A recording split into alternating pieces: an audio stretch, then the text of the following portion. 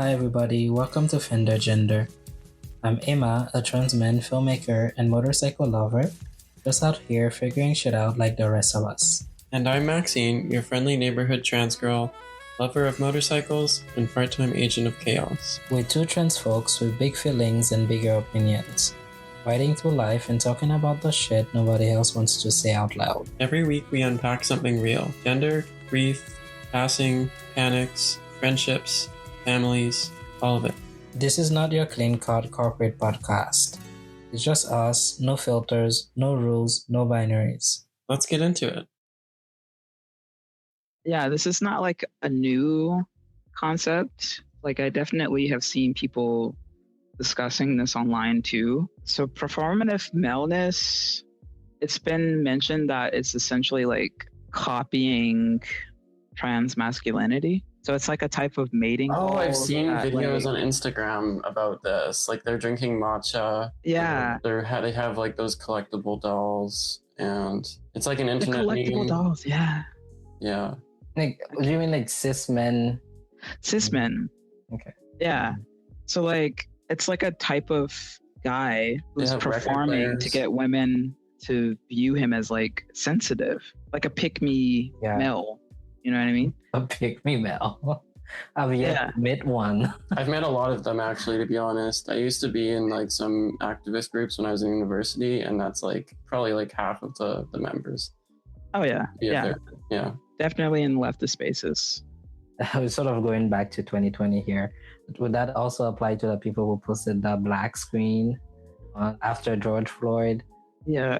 Oh God, I couldn't stand that. I'm just gonna post a black screen, and then the next day I'm gonna go back to posting as normal. It's like that was very surreal. You know, like I was walking on the side, like on the street, and like white people would honk their car at me, like, "Yeah, Black Lives Matter." You know, that is so cringe. Honking at you is pretty crazy. Yeah, 2020 was not real. Performative maleness is basically like a guy who's trying to come off as like introspective or like metrosexual. I haven't heard that word in a long time. What does metrosexual mean? It's like a man who is tapped into his femininity. Like he'll like Prince versus like a football player. Okay. Yeah. Would that? I don't know if that would be an apt description. Like a guy who styles his nails, a guy who like does a lot of cleaning products on his body. I keep seeing those a lot on TikTok. But he's still like he's still straight. He still likes women. Yeah. And he's still a man. Yeah. And it's usually those guys who are like, let me put you on. You need to use this for your beard, for your face, this and that. Yeah, and these guys, you know, they know that women are more comfortable around femininity. So they kind of perform so that they can appear to be more safe. When do you think the veil comes off then? After they get into the relationship? Ooh, yeah, I mean... Because you can only pretend for so long. Yeah. Yeah, then you transition to a woman. It's a different thing. That's different. That is so random. But I guess it's a way to get with women. It's like, it's like safe. And once they get to that point, then they go back to their old self. Yeah, like I think, let me see. Yeah, it's just more like fabricated death through consumption, right? It's different if you're like naturally a feminine person, like a feminine guy, versus a guy who's like, oh, I'm gonna paint my nails or like I'm gonna get a septum because, you know, I want to talk to queer bitches. Yeah, I feel like the difference is like these guys who have it as a performative thing around women that they're pursuing, they'll act a completely different way than when they're around their bros. Like when they're around their bros, they'll be talking the same way that most straight men do. Yeah. But then when they're with the women, they'll be quoting like a bunch of feminist authors and just like saying a bunch of performative things about feminism or stuff like that. And do you feel like they are ripping that off of trans masculinity? That was like the topic that I saw online, and like it made sense because I feel like when you're trans, like female to male, you are kind of conditioned differently growing up. Like, of course, you're conditioned as other, but you move through like early adolescence being told what you should, Yeah. You have like that softer, what box you should fall into. Yeah, and you have that softer, like that soft touch, I guess. Yeah. Yeah, I still find myself still sort of like doing this till this day, that little perkiness in my voice when I'm talking. Yeah. Sound like excited about something, but like men don't necessarily have to do that. Like, I don't really know your orientation. Like, would you consider yourself a straight trans man? I would say it's complicated. I would say I would say I'm queer. Yeah. Okay. But you want to, like, way of saying it, like, you want to sound more masculine? I don't think I care enough, but when I do, when I have like that little perkiness in my voice when I speak, let's say like with cis people, you sort of get that look like, oh, like what is going on? That's not how like typical cis guys talk. But I don't think my goal in transitioning is to be like a cis man. I think my goal is just that I just want to be the best version of myself as a man. Yeah, that's well said. I'm still kind of figuring myself out. Since being on testosterone for 4 months, I've noticed that I'm slowly starting to embrace my femininity, not like in a full-fledged way. Like, I'm not going to get into a dress, but I mean, I might like want to wear a skirt. Like, I've been kind of thinking about that, like playing around with gender. Yeah. Have you felt that? Because like for me, like I identify as trans masc. Growing up, I hated wearing dresses and skirts. Yeah. But I think it was because of the way that it was styled and the idea behind it, that you're a woman, this is what you're supposed to be wearing. But now when I think about like fashion and things that I would want to wear, I wouldn't mind styling myself in a skirt. I know I wouldn't want to wear a dress, but if I'm wearing like a stylish skirt, if I style how I would like it to be, then I would be comfortable with that. I present as trans masc. I've had people tell me that, oh, you're a little sweet. I'm like yes, I guess. And can't be sweet these days. Yeah, I've had this girl I was saying, she's like, yeah, when I'm just standing there and not saying anything, they're like, yeah, I'm like, you're a masc dude, but once you start talking, you're a little sweet. I'm like, I'll take it. I don't mind. I can't have a gay villain. Yeah, I'm just a little bit animated sometimes. Like, what's wrong with that? No, I feel like I haven't really experienced that yet.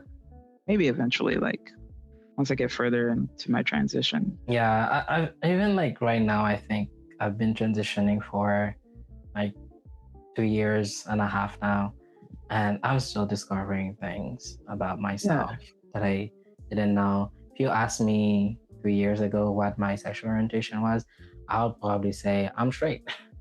I'm straight only for the girls. But now I'm like, it's sort of like evolving and changing for me. Now I'm like, well, I think I'm queer.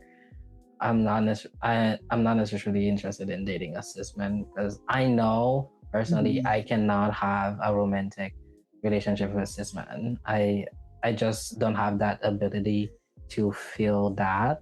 And I think it's also because I don't take men seriously. Although I'm a man, I get it.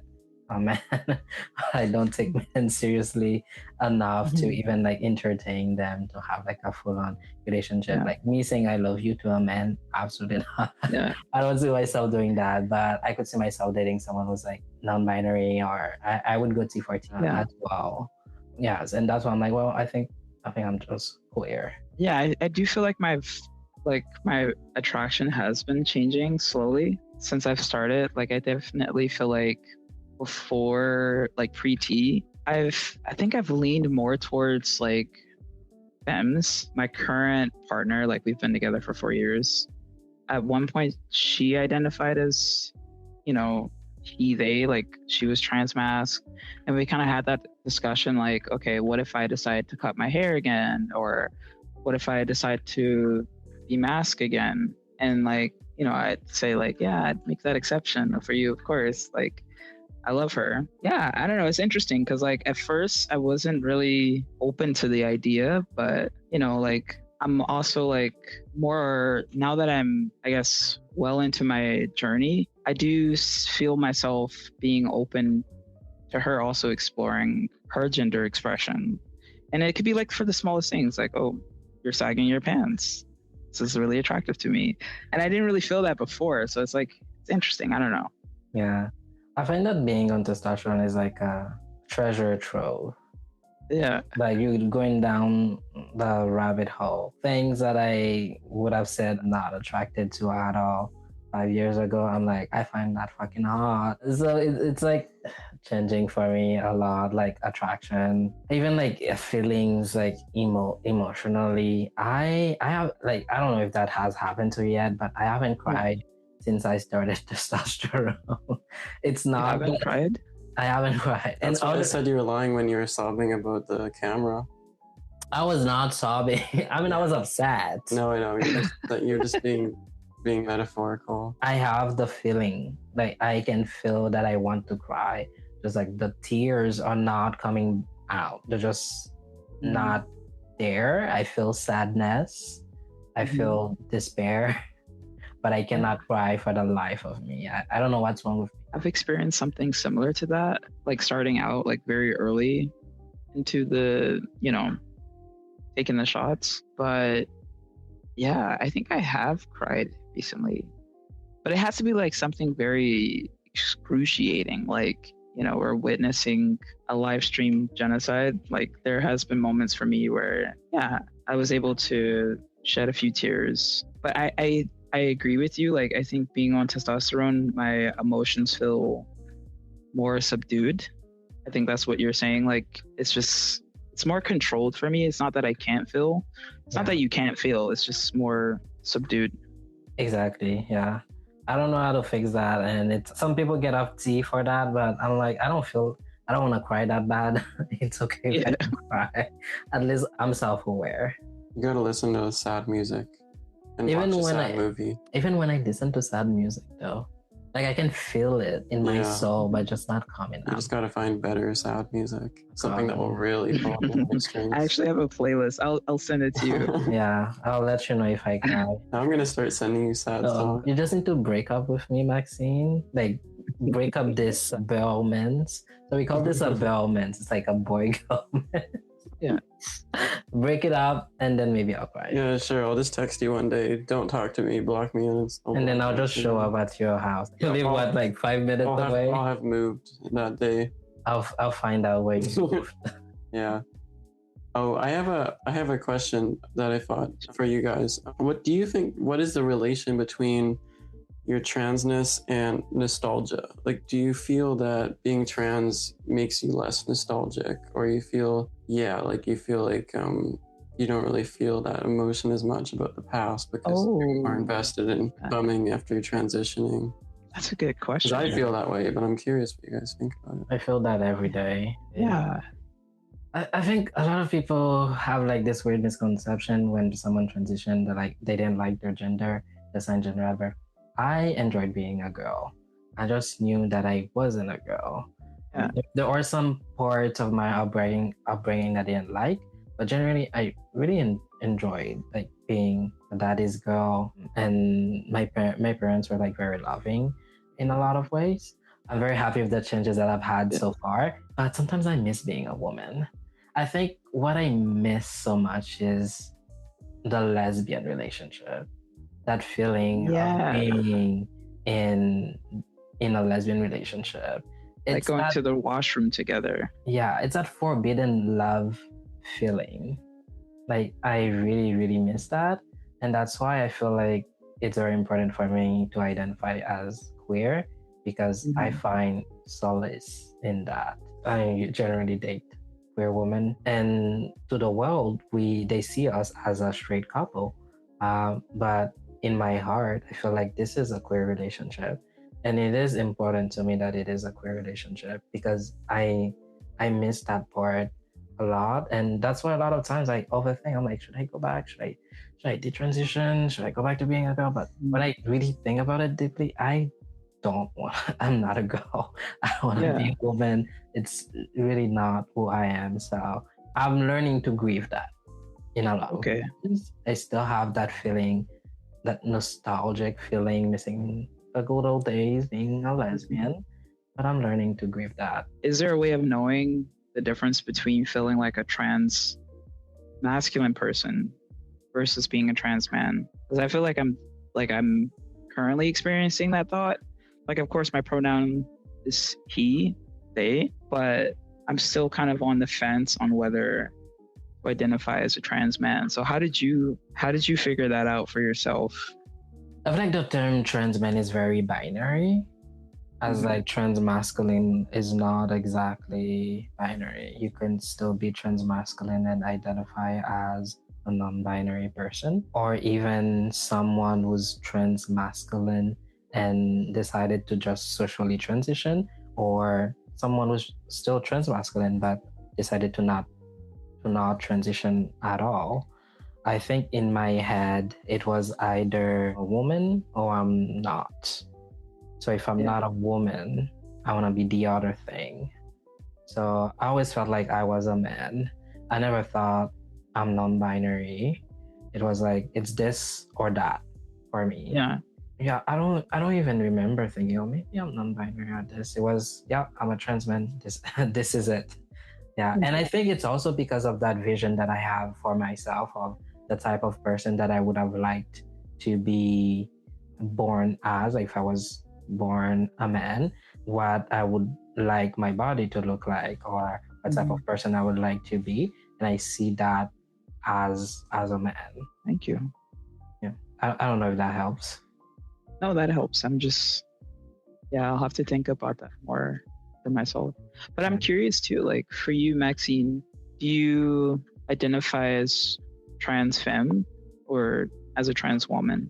I was thinking about this, and the way I say it sometimes when I'm in a conversation where I feel like I can be genuine is that I'm like secretly non-binary, where like I feel like I have like a lot of androgynous aspects the way I am just normally, but in my day-to-day life I just identify as a trans woman, because if I say I'm non-binary, a lot of times people will degender me, or they'll just kind of like treat me like a man, but I won't really get the same privileges as I would as a man.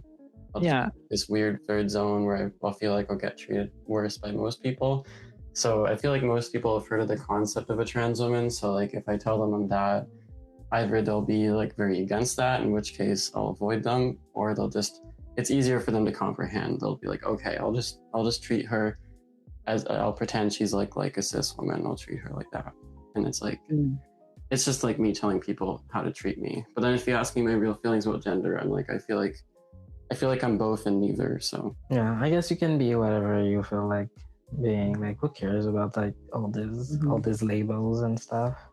I think all of the labels they really complicate things. Yeah, I've been having a really hard time finding a label for my sexuality, so I'm just gonna avoid the question if anyone asks me. What are you into? I'll pretend to be. I'll be a born again virgin. That's what I should do. If anyone asks me my sexuality, I'll say I've never tried sex, but I'm mildly curious about it. I've never experienced sexual attraction, but you want to be my first? And I'll say that, and then they'll get uncomfortable and they'll I want to be my first. I mean, technically, you can pull that off. If you ever get bottom surgery, you can pull I'm on the wait list, so we'll see. Apparently, there's this beef, studs versus trans. I've never heard of it before, and I was so flabbergasted. I think it's a psyop. It's an AI. Eyma sent me this like Facebook post, and it was like this AI like battle diagram, and it was like talking about this supposed beef between studs and trans men, and it was like this really dramatic AI picture of like a stud and a trans man. And I thought, I think that's like such a psyop. But like, I'm in this group, and the person who posted it, like, yeah, like I've definitely experienced that. What about you guys? But then I didn't read the other comments. I was like, is this a thing? Like, or studs beefing with trans men? Because I've never experienced that. I don't know. I've definitely experienced like social exclusion, but it wasn't from like a trans man. Like it's been from other self-identified studs. Transphobia in the lesbian community is an issue. Yep. Absolutely. Not only even the lesbian, I think it's the whole thing. Whole like LGBTQ plus. Yeah, the cis gay man not getting off scot free. Exactly.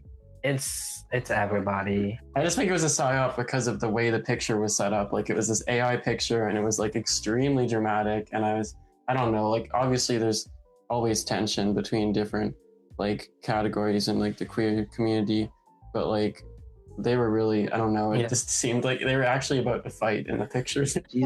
I think you're right. I think you're right. Because I identified before as a lesbian, I think when we're talking about nostalgia, I'm finding myself having to talk differently, especially around women. I feel like before transitioning, I could say a lot of like dumb shit without getting a side eye.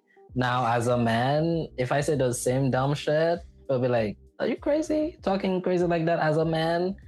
Yeah. I feel like one of the things that I'm grieving is I feel like people want you to forget that you were a lesbian before, forget all of those experiences, and I feel like they're all part of me. Like I used to be a lesbian. That was my life. That was my experience. Why should I have to erase that just because I'm transitioning now? I know as a man now, but I still had those experiences and I still enjoyed them. So like, are you, because I was thinking you were talking about like losing the ability to be whimsical, or like just like I feel like maybe with some men like there's a pressure to be stoic. Is that kind of what you meant? Yeah, that, and also not being received the same way anymore as when I was a lesbian. It feels so weird, like doing like this whole like transition thing, going from lesbian to now like a man. I find it so odd. And I'm still like navigating that till this day. And a lot of trans men used to be lesbians. And I hate the fact that people just want us to remove that part of us just because we're trans men now.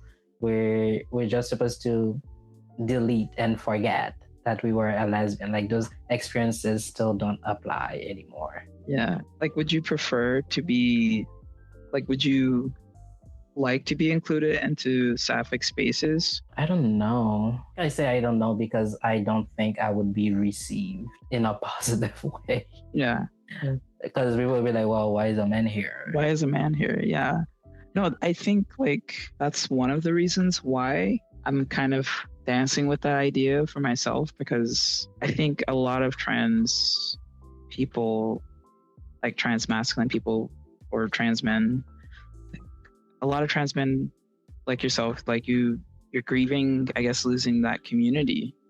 And that's kind of what I'm afraid of for myself. Because like, I don't know. I think being trans can be socially isolating. Being queer is socially isolating, and then that's like an added layer. Yeah, for sure. For example, let's say the ballroom community. You would think that trans people in general, they're welcoming, they're walking into the ballroom community, but in the ballroom community, it's mostly trans women. So trans women are more. I mean, it was pretty much created by trans women, if I'm not wrong. Yeah. So there is a lot of acceptance there for trans women, and people tend to forget that trans men exist too. There isn't a category for trans men. At least in the scene in Vancouver, they started including a category specifically for trans men, but I personally don't feel like it's 100% a safe space yet for trans men. It's a safe space for trans women. But are trans men 100% safe there? I wouldn't say that, because a lot of those girls, they can be very like catty, very like cutthroat, too crazy. They're like, oh, it's just shade, this and that. But like, I think some things should not be said. But also, I'm not even not to be the devil's advocate. Some trans men also in the ballroom community, they can be a little sus. I went to an event a couple months ago. I think it was one of the men category where someone who is not assigned male at birth is walking that category and trying to pass as a man. and one of the judges was a trans man, and someone was walking. They didn't have a binder, and obviously you could see that they have a chest, and they got a chop automatically. The trans man, after, he was rude as hell. This full disclaimer. He was literally like, next time, make sure to wear a binder. Wow. Just there in front of everyone. I'm like, I don't think that was needed. And he pretty much defended his stance and was like, well, the category is to pass as a man. I can see your chest, like your boobs, then you are not, like, it's not passing. Sorry, this was a trans man saying that? Yes, it was a trans man. Like, in front of everybody, in public. He said that, and there was this woman there. She called him out and was like, literally telling someone what to do with their body. That is not okay. And all of the other people, they sided with him. And it's like, it's not, I understand there is a category, there are like certain rules, but I think also there is a certain way to address people, and there's a certain way like to treat people, especially it was an event. He said that in front of everybody, like audience and everybody. Yeah, put yourself in that person's shoes. They must be really fucking embarrassed. But they were literally unapologetic. They did not apologize. They're like, oh, well, in my right to do that. But like, I thought it was stupid because I feel like a lot of us trans men or trans masculine people, we have like this idea in our head of like how a man is supposed to look: flat chest, slim physique, beard. And it's like, there are a lot of cis men out there who are thick, who have like big chest. So just because this person had like a big chest and you could sort of like see their breast, it doesn't mean that doesn't apply to a big cis men, because a lot of cis men, they have that body type too. So although they were defending that stance, I still feel like it did not make sense. It's like, oh, in your head you're not passing as a man because you think they're not wearing, because you're saying they're not wearing a binder. Or they're not meeting like the desirability politics. Exactly. But at the same time, like, there are a lot of cis men who look like that. Like, I didn't see like, there's a whole word for it: man boobs. Yeah, exactly, men boobs. Exactly. It's a thing. A lot of guys have that. Yeah. So as for the ballroom culture, I feel like there's still a lot of work to do within that culture. There is a space for trans women, but there isn't exactly a space for trans men. That's interesting. No, because like, I mean, thanks for sharing that, because I mean, I've thought about joining that space, and I don't know, like I've definitely gone to a few ballroom events here in Edmonton. The YEG ballroom scene is blowing up here, and never gone to like a practicing event, but like have gone to their little kiki balls, and they're very cutthroat. So like I've been kind of low-key anxious about joining, because they'll tell you about yourself in front of everybody. Exactly. And it's not to deter people from going. Like, me personally, I would love to walk in the future, like, and every time that I've gone, I've really enjoyed myself. I really enjoy the show. I just feel like there's a lot of work that needs to be done and a lot of inclusivity, and it doesn't mean that you should not take space. Just because the work has not been done yet, that doesn't mean that you should not participate. Like, once I'm ready, I am more than willing, like, to take space and take whatever bullshit they throw at me. Yeah.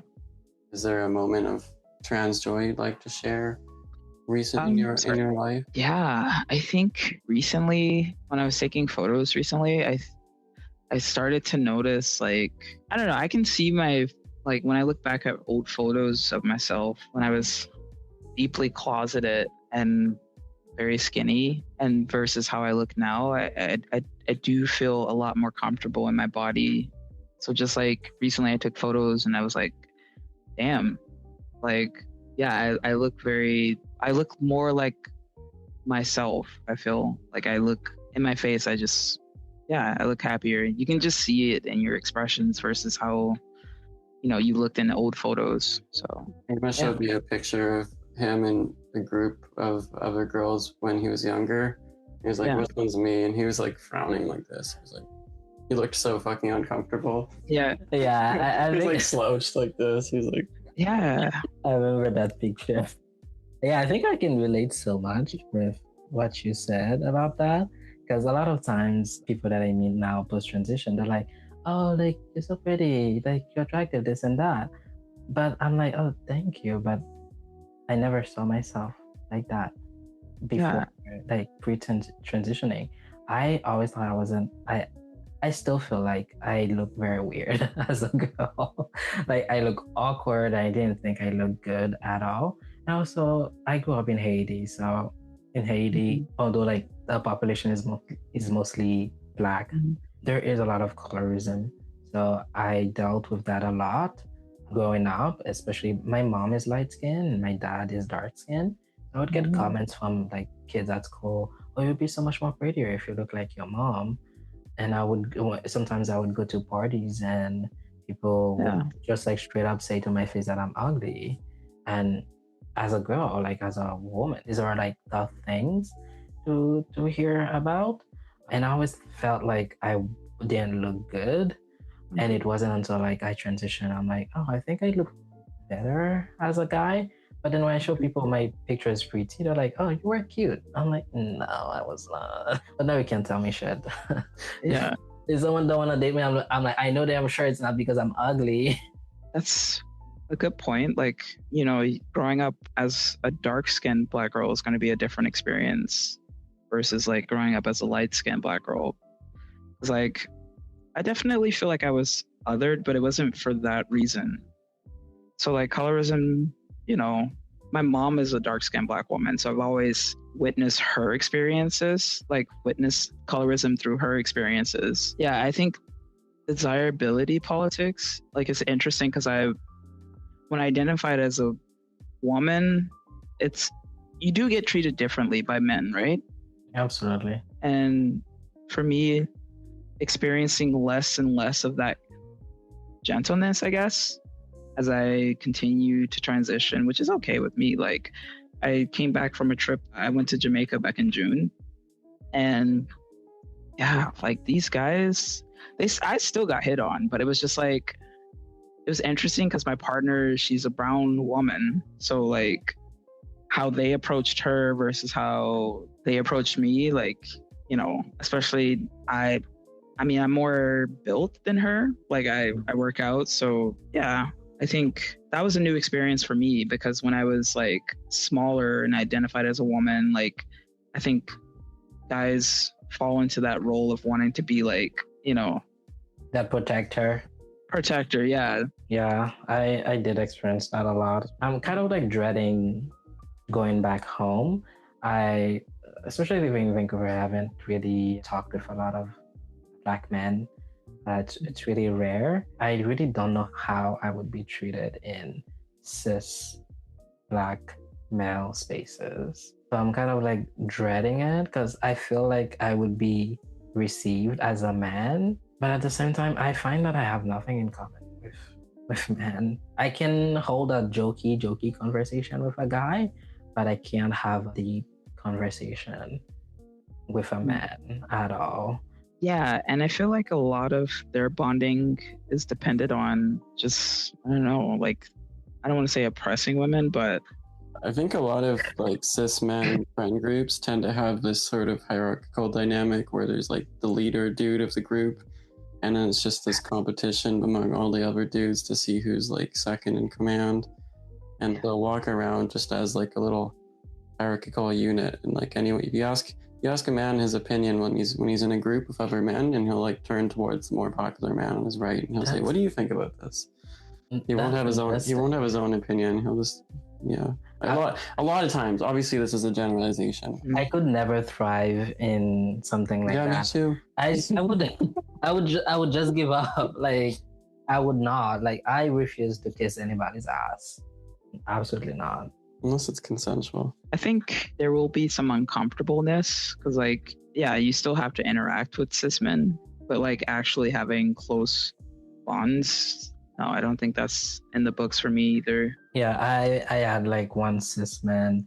It's a crazy story, but I'm not even gonna go deeply into it. But I had like one cis male friend that was like really, really close. We're not friends anymore. Now looking back, a lot of the times when we would be talking, it would mostly be about women. Look over there, there's this girl. Oh, like she has this big thing. There's this big that.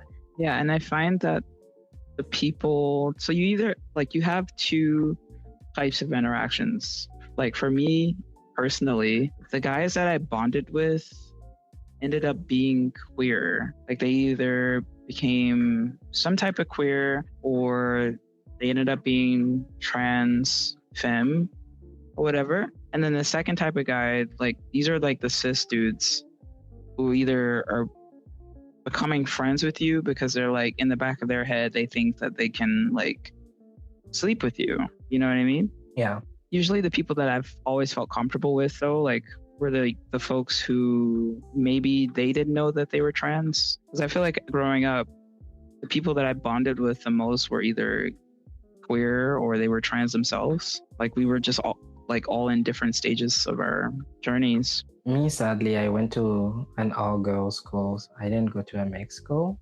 and all of the girls were weirdly straight. But in hindsight, like all of my friends, the friends that I've made, they were really accepting. When I came out as lesbian, they weren't really weird about it. So I kind of like locked out about that. But the friends that I've made after transitioning, they're queer or trans, somewhere in that spectrum. Yeah, same here, pretty much. I have like one cis male friend, and I only really stay in contact with him because I've known him since I was 7, and like he's chill. Like one time I was having some suicidal ideation, and I called him, and he really awkwardly just sat beside me while I cried, and he just has the emotional intelligence of like a cishet dude, so he didn't really know what to say. But it was still helpful because he was just sitting there beside me. Yeah, I was like, could you get me a soda, please? Sometimes you just need someone there. Yeah, sometimes sometimes he would say like, oh, I don't really know what to say, and I'm like, you don't need to say anything, just. Have you seen the whole thing about Laverne dating a MAGA? Yeah, I did. I heard about this. You don't know about this? I heard about this. Yeah. No, like I heard about that, and I follow Cat Black. I don't know if you've both. Cat Black is like a big YouTuber. I don't know if you've. No, I haven't. I've seen some of her videos. Yeah, I've heard of her. Yeah, she was talking about the Laverne Cox situation, and they did a whole accountability table. Yeah, I watched little bits of it. So I mean, yeah, they kind of gave like a nuanced perspective, like Kat, like identifying as a trans woman and like dealing with like the dating pool with like cis men or like the pansexual men and how they approach trans women versus like a conservative guy. Yeah. So I don't know. It's interesting for me because like I didn't know. I guess learning more about how trans women have to navigate dating. You know, like I haven't really I don't really know what that's like either. Like the person that I'm with now, I've been dating them since I was identifying as a woman. So yeah, I definitely think the trans experience, it's easier for, I think in my opinion, maybe some people might disagree, but I think it is easier for a trans man to date than a trans woman. And I was watching Kat Black talk about her experience. She talked about whether or not she would date a non-binary person. And like for her, in the LA area, she talked about like how a lot of trans men that she's come across, they're usually gay, and she's a bottom, so it's like there's like an incompatibility with a lot of trans men to her. So also depends of how far those trans men are in their journey, like if they've bottom surgery. Also, there are also like tools out there that can be utilized. Yeah, actually been referring to my dick as the natural strap. Natural strap. Yeah. So it's a matter of perspective and how you see it. I think just as this tiny anecdote in my personal dating life, I think I've had people very often make the assumption that I'm interested in topping with my dick, and it's just that's something that's like a hard boundary for me. And I've noticed there's been times when like I tell people, and then like halfway through they'll seemingly like forget. They're like, "Oh, do you want to try this?" And I'm like, "No, I already said that." So it's like an assumption people make, I think. Yeah, interesting. Yeah, I think a lot of trans women prefer, to be like, it's affirming for them to not top. So yeah, I don't know. It was just interesting hearing about that perspective. Yeah, it's different with everyone. Like I know some girls who will top. It's just, but it's like I feel like a lot of people have the assumption, they're like, oh, if you have this sort of anatomy, that means you want to use it in this way. Yeah. That's not always the case. Yeah. Yeah. Like I used to hate bottoming. I think I still do. Like I yeah. I hate it. So I definitely get that perspective. I had similar thoughts too. Like there was a point in my queer journey that I like started dating a guy and a girl at the same time. And yeah, long story short, I just realized like I'm not really into men. Like at that time, I identified as bi, and then after that experience, I was like, yeah, I'm a lesbian, like no doubt. It's like the opposite of the guys who think they'll turn lesbian straight. They're turning the bi into lesbian. That's probably more common than the other way around, honestly. That's it for this episode of Fender Gender. Thank you for being here with us as we build the space one convo at a time. If this episode resonated with you, we want to hear it. You can stay anonymous. We've got a submission link in the episode notes.